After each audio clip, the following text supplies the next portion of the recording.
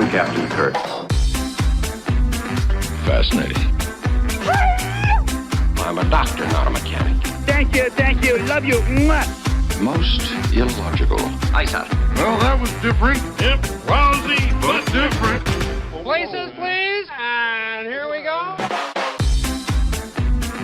Welcome, ladies, gentlemen, bears, Yonandans, and things, to episode 64 of the MuppeTrek podcast. I'm Jarman. And I'm Steve, and we're here to compare, contrast, and confer about our two favorite franchises. And Jarman, what are those? Those are, of course, the Muppets and Star Trek, and we do one-to-one reviews of the Muppet Show and Star Trek, the original series. And this week we have special Muppet Show guest Lesley Ann Warren and the original series episode, For the World is Hollow and I Have Touched the Sky. Take a breath. But Jarman, first, do we have any feedback? We sure do, and actually we missed this feedback with our last recording, but we had a fun comment from our friend of the show, Paul Wright, on Facebook, and it's in regards to our Helen Reddy and Spectre of the Gun episode, and where he's going to present his own transporter malfunction of sorts. He says, I have a suggestion for a replacement in the Star Trek episode and the Muppet episode, Gary Busey. So he says, okay, just throw him in there. He says he could replace Gary Busey, replace Chekhov's love interest in the saloon, because Gary Busey, apparently in Under Siege, wears a dress, and he says that'd be a perfect replacement for Chekhov's love interest. All right, I can see that. And also, he could get away with replacing Helen Reddy, and I don't think anyone would notice, he says. And he gives I am woman, hear me roar. So thank you, Paul, for that wonderful image.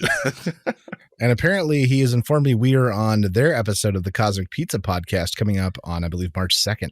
Oh, yeah. So, but depending on when this episode comes out, check out the Cosmic Pizza podcast, March 2nd. Steve and I will be guests on there, and it's a fun listen. Great show. So check it out. Oh, man, people. we had a lot of fun and really ruined their family show. Yeah, and it was like 2 hours of recording material, so I don't know what Paul had to do to edit that down. I don't know what bodies he salvaged from that fire.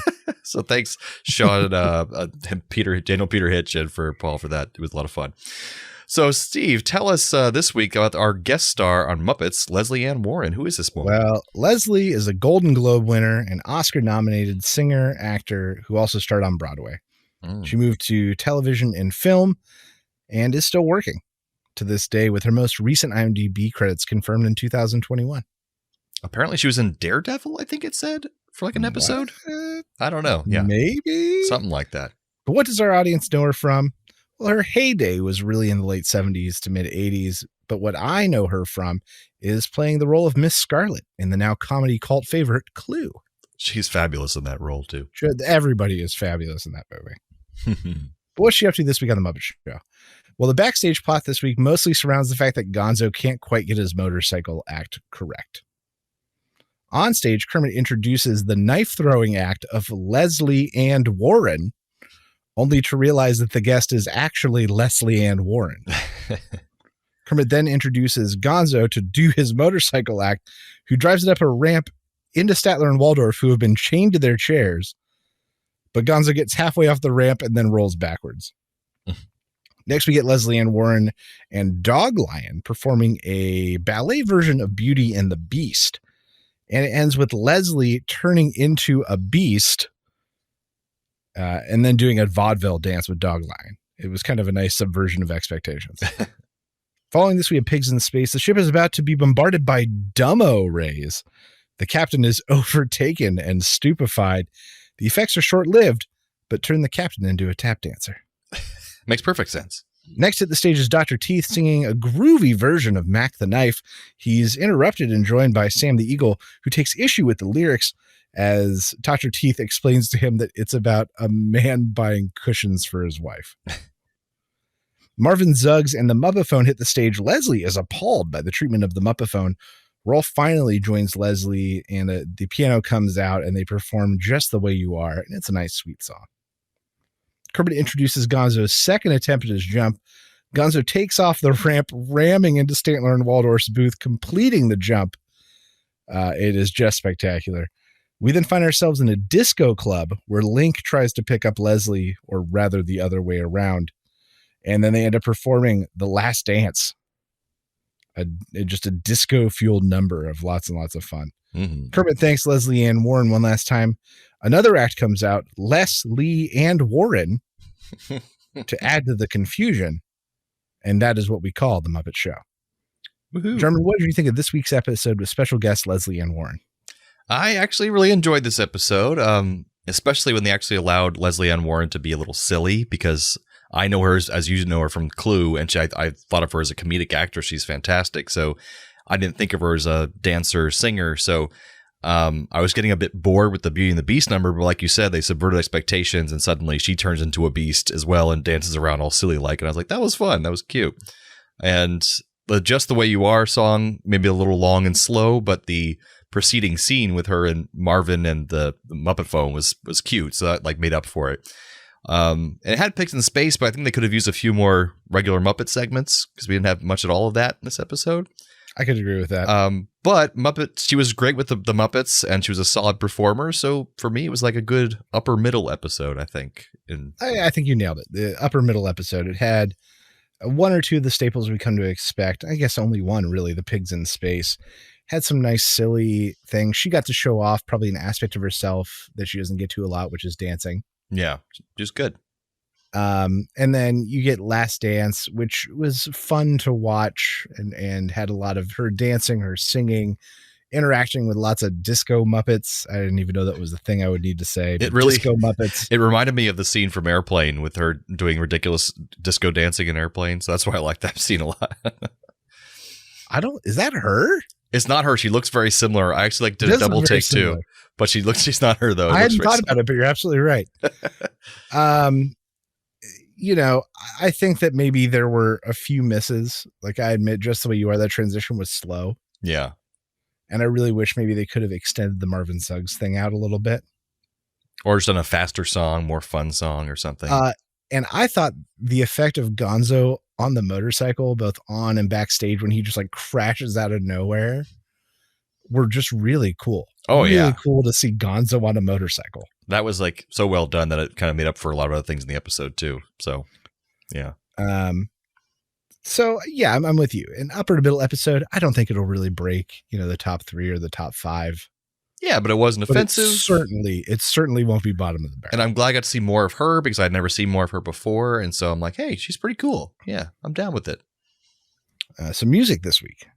Beauty and the Beast. This was actually composed by Larry Grossman, who's a longtime Muppet Show associate we've talked about before, and he was the writer of Snoopy the Musical. Oh, very nice.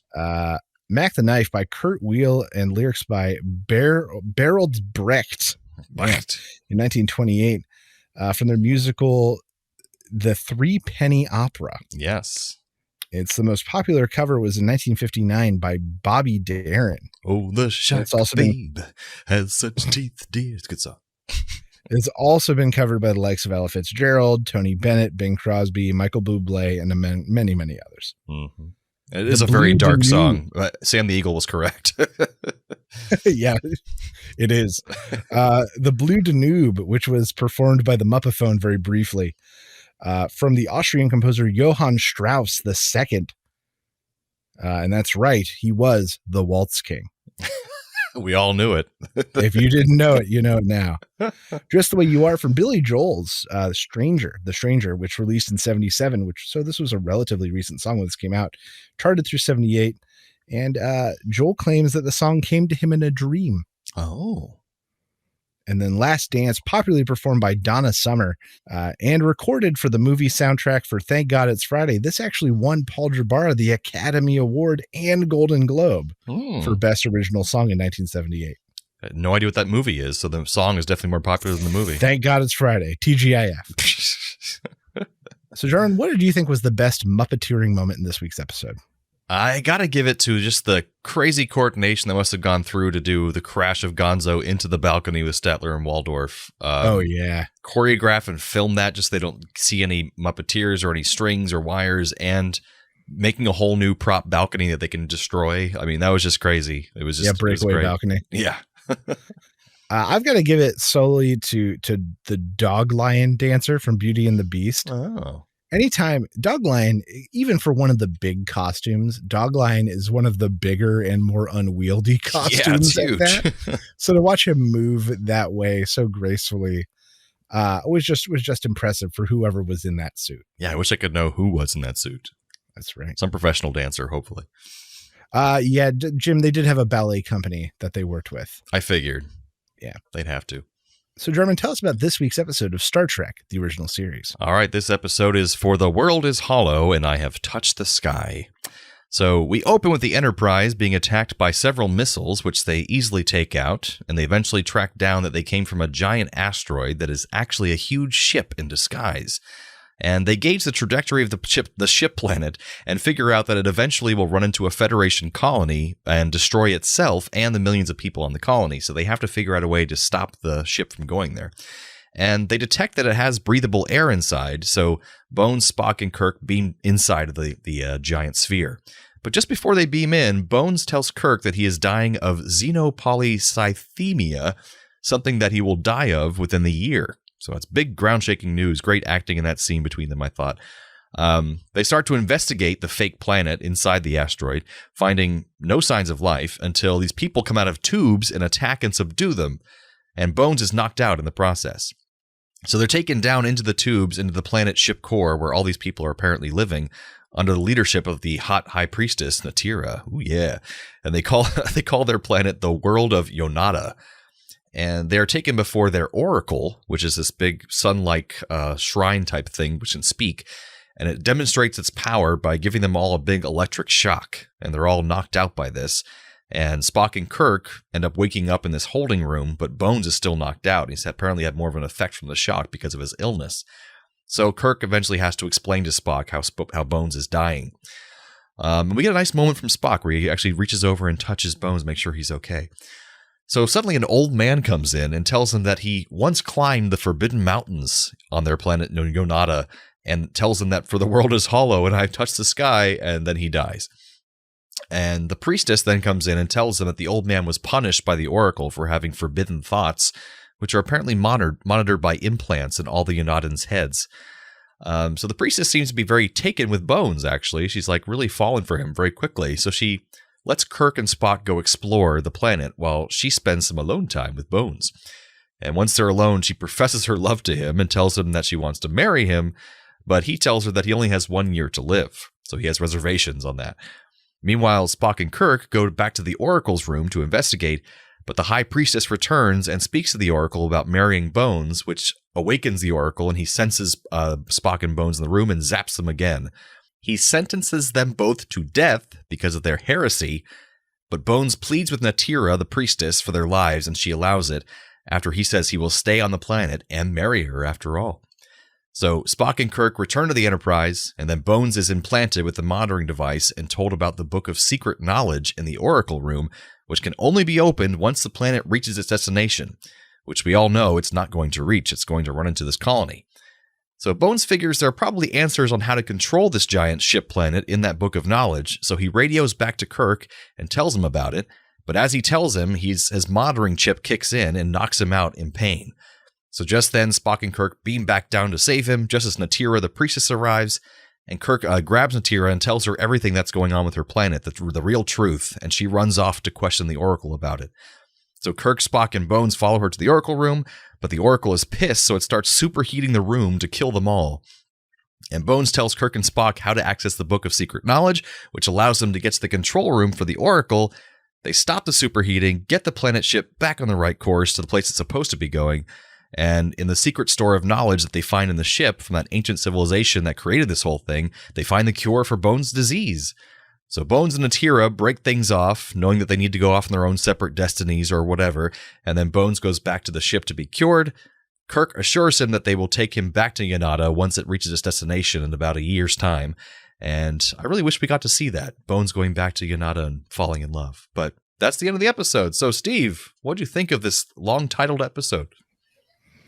Well, the title was as long as the episode was kind of okay.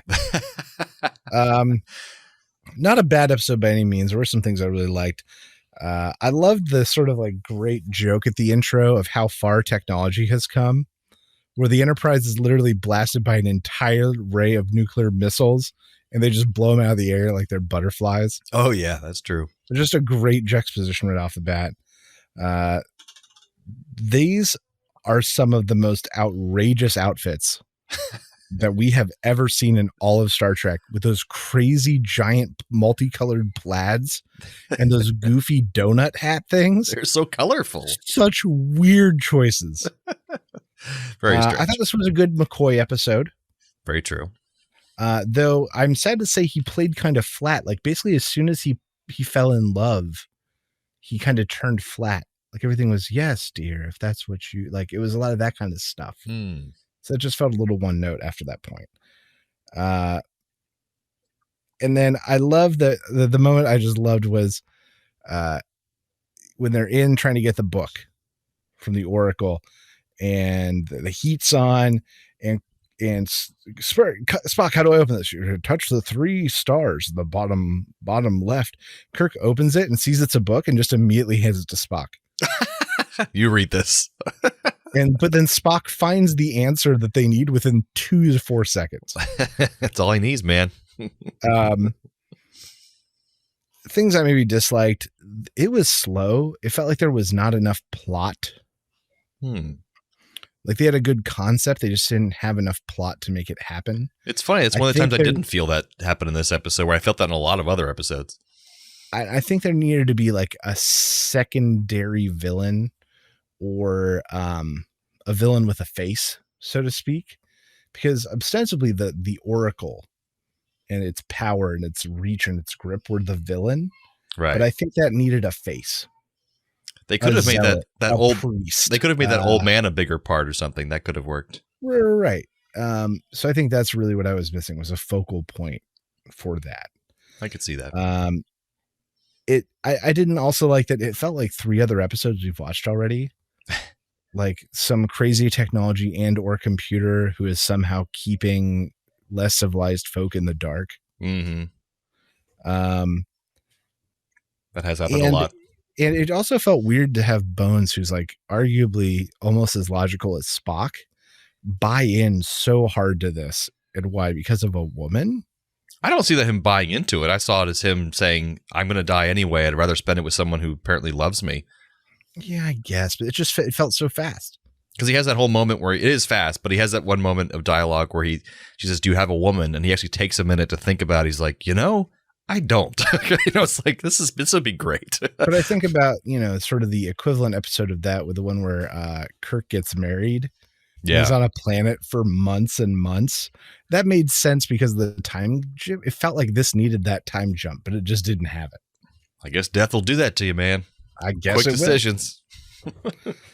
So I agree. Overall, not top tier episode, but we've watched plenty that are worse.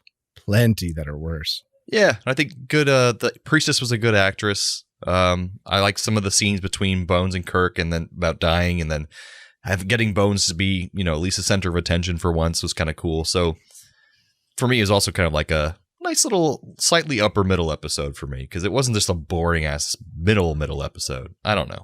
True. That's just my opinion. So you got some factoids for us? Yeah, and I'm glad that both the episodes were kind of okay. Kind of all right. So a few things of trivia here. We got polycythemia is a real disease in real life in which the body produces too many red blood cells and is not by itself fatal. So this xenopolycythemia would be an alien, foreign variation of the disease. The voice of the Oracle was played by, can you guess? No. James Doohan, the voice of the Scotty. That's right. He always does the extra voices. Exactly. I forgot. It's funny. If it's just got a voiceover, then there's no actor revealed. Generally, it's always James Doohan. The Book of the People that they show that has all the secrets, it's the same exact prop that they used for the Chicago mobs of the 20s in Star Trek, A Piece of the Action. There's like a book that had secret knowledge or whatever. Same exact thing. Mm-hmm.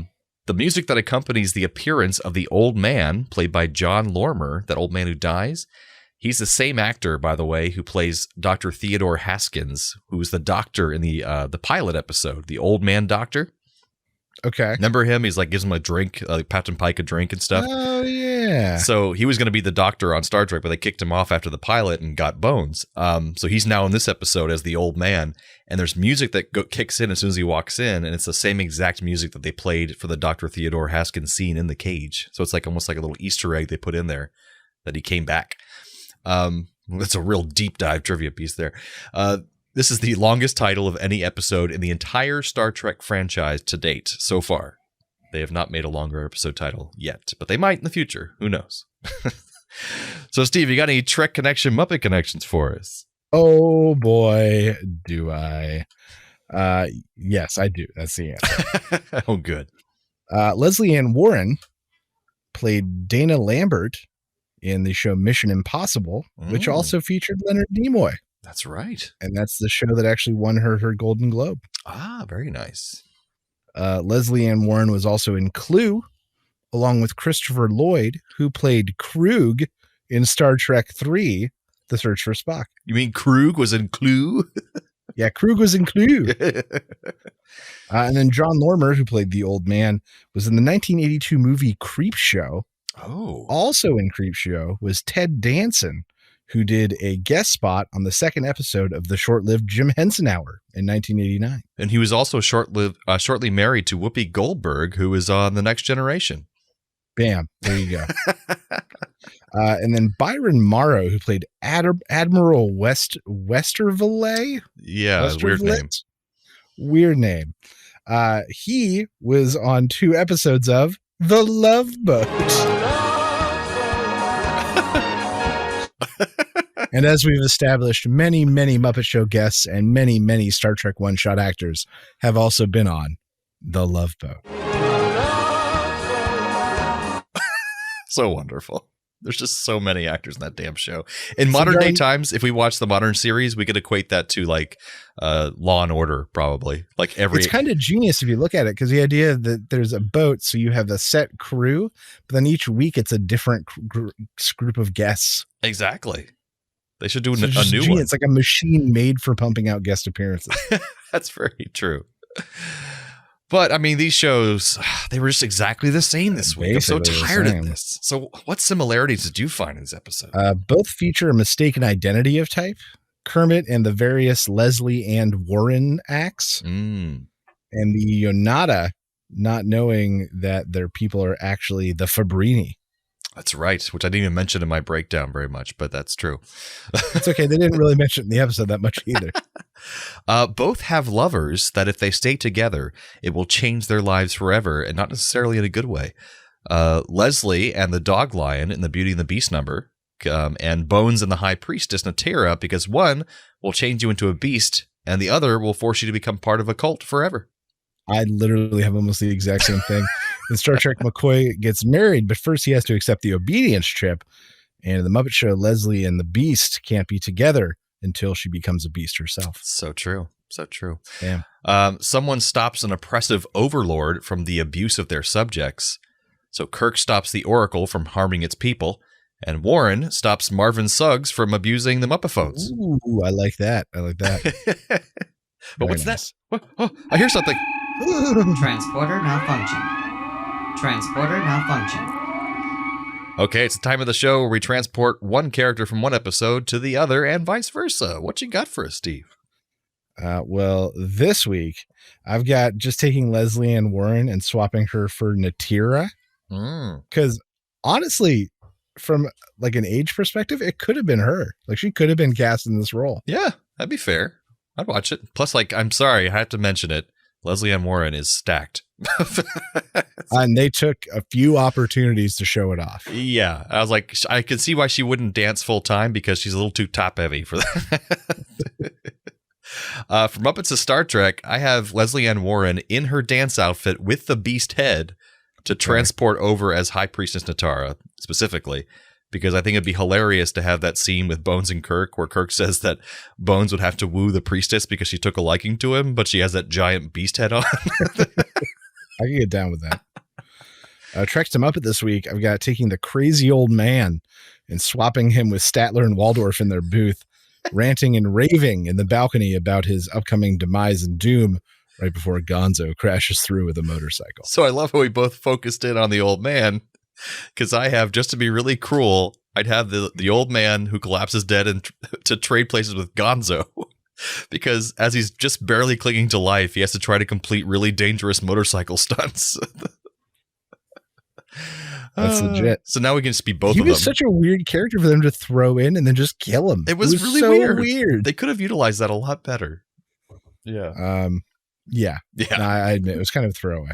So that brings us to the end of episode 64 of the MuppeTrek podcast. That's right. Join us next time for the Muppet Show with special guest Danny Kaye. Yeah, an original series episode, The Tholian Web. So from the lovers, the dreamers, and us. Live long and prosper, everyone. Thanks for listening to the MuppeTrek podcast. Be sure to follow us on social media on Facebook and Twitter. Subscribe to us on Apple Podcasts, YouTube, Spotify, or your favorite podcast platform. This podcast has been brought to you by A Play on Nerds.